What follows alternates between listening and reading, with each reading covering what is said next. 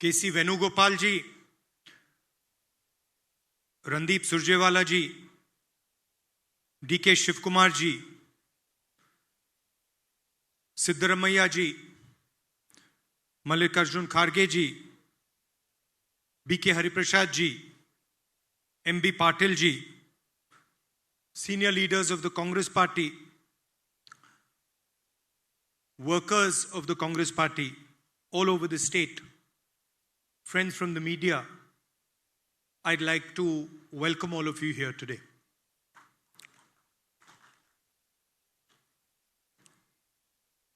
Am I going to do the interaction first? Later. Okay.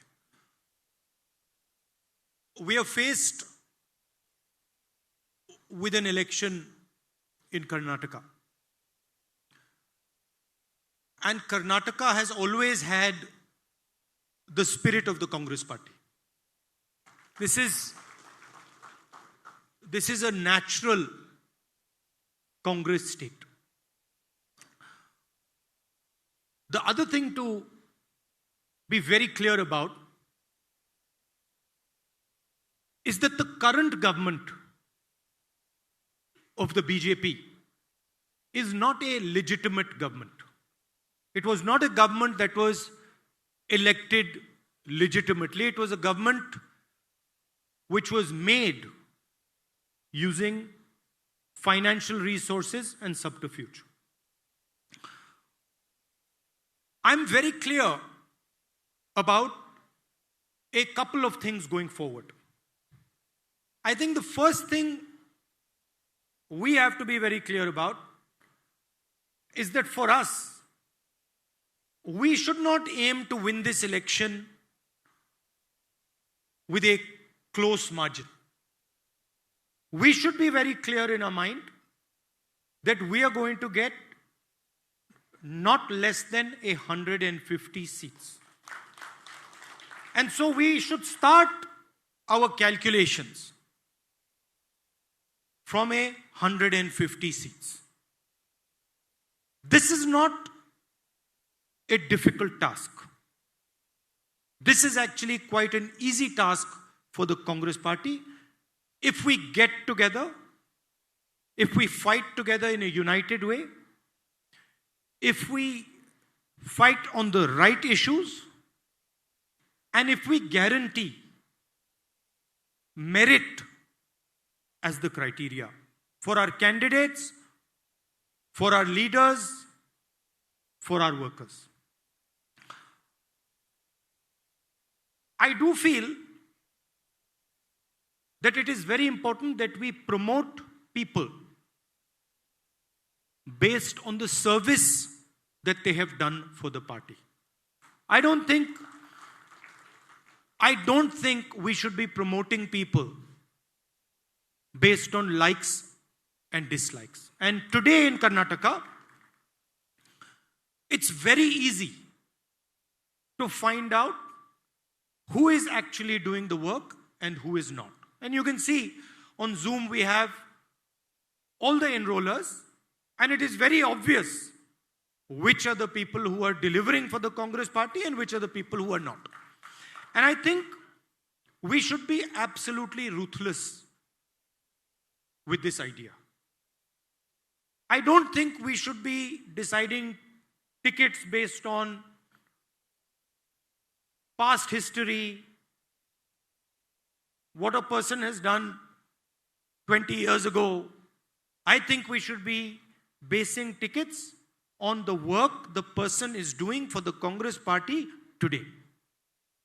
And if that person is behaving in a loyal way to the party, if that person is giving his full effort to the party, if that person is a good representative of the party, then the party must ensure that that person is protected, that person is rewarded, and that person gets the relevant position in the party.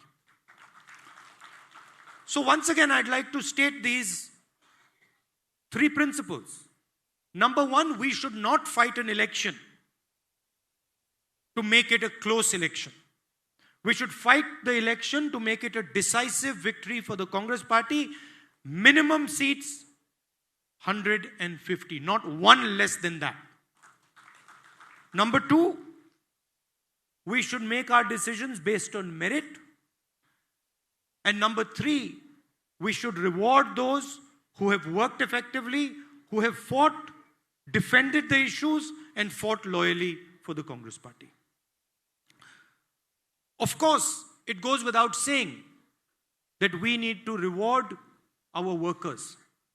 And they should be very clear that when we do come to power in Karnataka, we are going to use the government in a way that defends the issues that our workers fought for, but we are also going to reward the Congress worker who gave his blood and his tears for the party. So that is from an organizational standpoint. I'd also like to speak about what is going on in the country, what the BJP is doing, and how they think about fighting elections. I speak a little bit in Hindi also, or would you like me to continue in English? Hindi also. तो देश के सामने, कर्नाटक के सामने सबसे बड़ा मुद्दा बेरोजगारी का है, जो हिंदुस्तान का इकोनॉमिक कोलैप्स हुआ है। महंगाई बढ़ी है, बेरोजगारी बढ़ी है, और जो जनरल हमारी जो स्ट्रेंथ होती थी, हमारी अर्थव्यवस्था, वो जो कमजोर हुई है, वो हिंदुस्तान के सामने सबसे बड़ा मुद्दा है। नोटबंदी के कारण, गलत जीएसटी के कारण, किसान बिल के कारण ये देश को नुकसान हुआ है। और आज देश की हालत ये है कि बीजेपी की सरकार चाहे भी वो देश को रोजगार नहीं दे सकती है। क्यों? क्योंकि जो शक्ति देश को रोजगार देती है, जो हमारे स्मॉल एंड मीडियम बिजनेसेस हैं, जो छोटे बिजनेसेस हैं, उनको बीजेपी ने खत्म कर दिया है, नष्ट कर दिया है। तो आज का हिंदुस्तान अपने युवाओं को रोजगार नहीं दे सकता है, और इससे देश को जबरदस्त नुकसान हो गया है, और इससे भी ज्यादा नुकसान होने वाला है। अब ये जो मुद्दे हैं, इन पर बीजेपी बात नहीं कर सकती है, क्योंकि उनका रिकॉर्ड बिल्कुल क्लियर है, सबको दिख रहा है। पहले मोदी जी आते थे, चुनाव के समय भ्रष्टाचार की बात करते थे। आज अगर नरेंद्र मोदी जी कर्नाटका में आकर भ्रष्टाचार की बात करें, जो सरकार 40% सरकार मानी जाती है, कर्नाटका में आकर अगर नरेंद्र मोदी स्टेज पे कहे कि मैं भ्रष्टाचार से लड़ना चाहता हूं, तो शायद पूरा कर्नाटक हंसना शुरू कर देगा। पूरा कर्नाटक कहेगा कि ये क्या बात कर रहे हैं। देश की सबसे भ्रष्ट सरकार कर्नाटक में है, 40% सरकार है। कांग्रेस पार्टी ने नहीं कहा, कॉन्ट्रैक्टर्स कह रहे हैं, और प्रधानमंत्री आके कहता है कि मैं भ्रष्टाचार के खिलाफ लड़ना चाहता हूं। तो ये तो मजाक होगा, और वो किसी भी स्टेज में, कर्नाटक में क्या हिंदुस्तान में, ये भाषण नहीं दे सकते। आज कर्नाटक का कोई भी नेता, बीजेपी का नेता, हिंदुस्तान का कोई भी बीजेपी के नेता आज स्टेज पर रोजगार की बात, इकोनॉमी की बात, भ्रष्टाचार की बात कर ही नहीं सकता है। बीजेपी का लक्ष्य क्या है? बीजेपी का लक्ष्य गरीबों का जो पैसा है, गरीबों का जो हक है, उनसे छीनकर 2, 3, 4 सबसे बड़े उद्योगपतियों के हवाले करने का है। वो बेसिकली फाइनेंशियल ट्रांसफर मैकेनिज्म है। गरीबों से पैसा लो और 2, 3, 4 उद्योगपतियों को पैसा दे दो, यह उनका सिस्टम है। तरीका क्या है? तरीका देश को बांटने का है, देश को लड़ाने का है, जिसको हम पोलराइजेशन कहते हैं। एक धर्म को दूसरे धर्म से लड़ाने का, एक जात को दूसरी जात से लड़ाने का, और फिर इस लड़ाई के बीच बीजेपी पूरे के पूरे रिसोर्सेस चुने हुए लोगों को पकड़ा देती है। हमारी क्या जिम्मेदारी है? हमारी जिम्मेदारी जो सच्चे मुद्दे हैं, जो जरूरी मुद्दे हैं, उनको उठाने की है। हमारी जिम्मेदारी रोजगार की बात करने की है। हमारी जिम्मेदारी इकोनॉमी को ठीक करने की है। हमारी जिम्मेदारी देश के जो अलग अलग लोग हैं, अलग अलग धर्म हैं, अलग अलग जात हैं, इनको एक साथ लाने का काम है। यह कांग्रेस पार्टी करती है। वो तोड़ते हैं, हम जोड़ते हैं। उनका काम तोड़ने का है, नफरत फैलाने का है। हमारा काम जोड़ने का है, सबको एक साथ लाने का है। और यह हमें कर्नाटक में करके दिखाना है। मैं आपको बधाई देना चाहता हूं। देश में सबसे ज्यादा मेंबर, आज डीके शिव कुमार जी ने कहा कि 60 लाख मेंबर कर्नाटक में हमारे एनरोलर्स ने, हमारे नेताओं ने, हमारे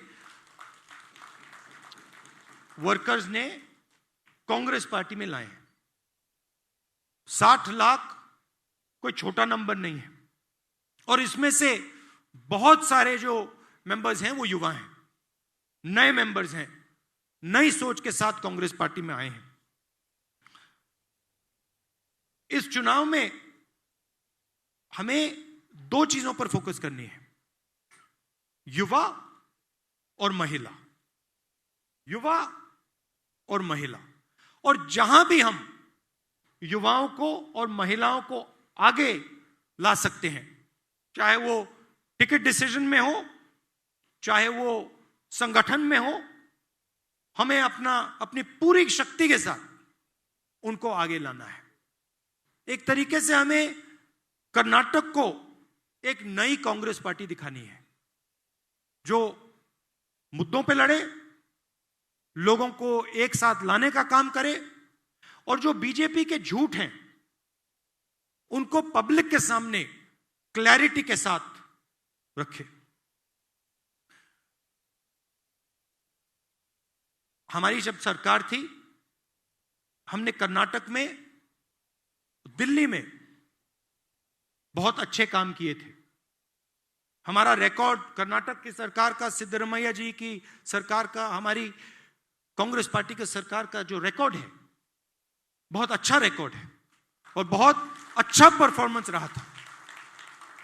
तो उसे भी हमें दोहराना पड़ेगा, लोगों को बताना पड़ेगा हमने क्या किया था और आने वाले समय में हम क्या करने जा रहे हैं। तो ये मेरा आपके लिए मैसेज है। 150 सीट से एक कम सीट नहीं लानी है आपको। और आखिरी बात, सिद्धरमैया जी, डीके शिव कुमार जी, खारगे जी, जो हमारे सीनियर लीडर्स हैं, आपको तो मैं बहुत अच्छी तरह जानता हूं। काफी समय में पिछले चुनाव में आपके साथ घूमा, और मैं आपको कहना चाहता हूं कि सबसे जरूरी चीज, और वो मुझे दिख रहा है कि हो रहा है, सबसे जरूरी चीज, आप सबको एक साथ लड़ना पड़ेगा। आपकी सबसे बड़ी जिम्मेदारी, जिसको आप पूरा कर रहे हो मगर और गहराई से पूरी करनी पड़ेगी, आपको सबको एक साथ मिलकर 150 सीट कांग्रेस पार्टी को जितवानी है। तो ये मेरा मैसेज था। जहां भी आप चाहो, जब भी आप चाहो, मैं हूं। आप मुझे जहां भी ले जाना चाहते हो, कर्नाटका के कोने कोने में मैं आने के लिए तैयार हूं। और ज्यादा समय नहीं बचा है, मगर मुझ में पूरा भरोसा है कि भारी बहुमत से कांग्रेस पार्टी कर्नाटक में चुनाव जीतेगी, 150 सीट से ज्यादा जीतेगी, और फिर हम ऐसी सरकार बनाएंगे जो गरीबों के लिए, कमजोर लोगों के लिए, छोटे दुकानदारों के लिए, स्मॉल मीडियम बिजनेस के लिए काम करे और कर्नाटक को फिर से सही रास्ते पे लाए। बहुत बहुत धन्यवाद। नमस्कार।